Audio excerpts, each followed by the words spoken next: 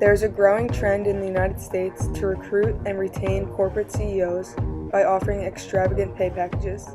Excessive pay has changed the relationship between CEOs and stakeholders. The free market society can present valid reasons for the escalation in wages, while there is also evidence to prove that the impact of excessive CEO pay is detrimental on society.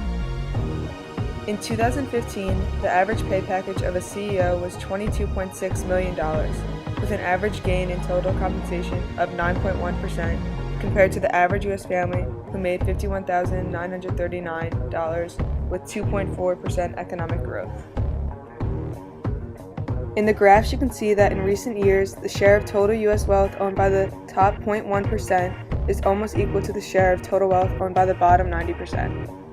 In the 1900s, the bottom 50% controlled a substantially greater share of national income than the top 1%. But in more recent years, roles have reversed, in that the top 1% now has a much larger share of their national income than the bottom 50%.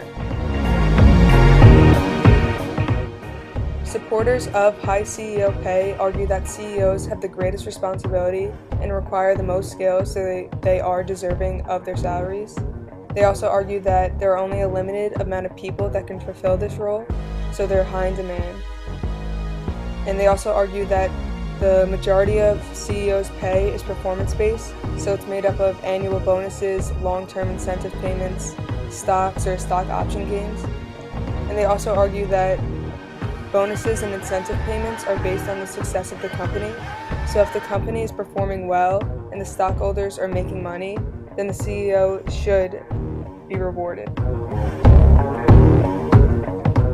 Those who are against high CEO pay argue that CEOs' work is just not deserving of such a high salary, and that a company's success is attributed to more than just one individual. So the pay within a company should be much more spread out.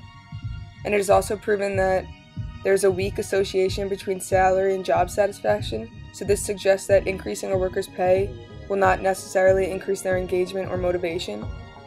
And many also argue that expected external incentives, such as money, actually decrease a person's intrinsic motivation to perform a task, and this is known as the over-justification effect. And with such a high CEO salary, there's also a huge wage gap between the top 1% and the rest of the population.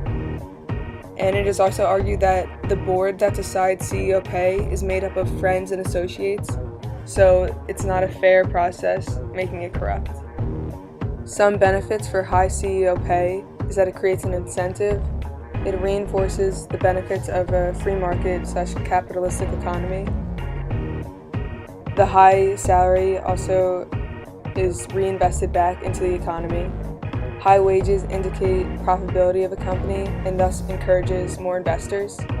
Large compensation packages attract the best person to run the company, which is known as the great person theory, and it also motivates subordinates.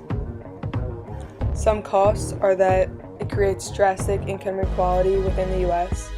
It also reduces tax revenues because of the amount of tax evasion. The over-justification effect also states that external incentives, such as money, decreases a person's intrinsic motivation to perform a task. It also creates a cheating culture that promotes greediness and corruption, and it also creates public resentment. You have compensation levels for CEOs that are tied directly to those quarterly earnings.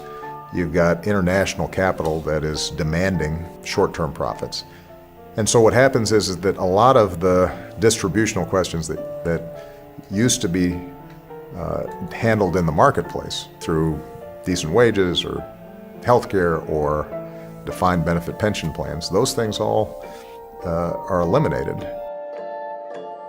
And the average employee, the average worker, doesn't feel any benefit. I know companies very well, and the CEO puts in all his friends, and so you'll take a company like, I could say, Macy's or many other companies where they put in their friends as the head of the company, and they get whatever they want, because the friends love sitting on the board.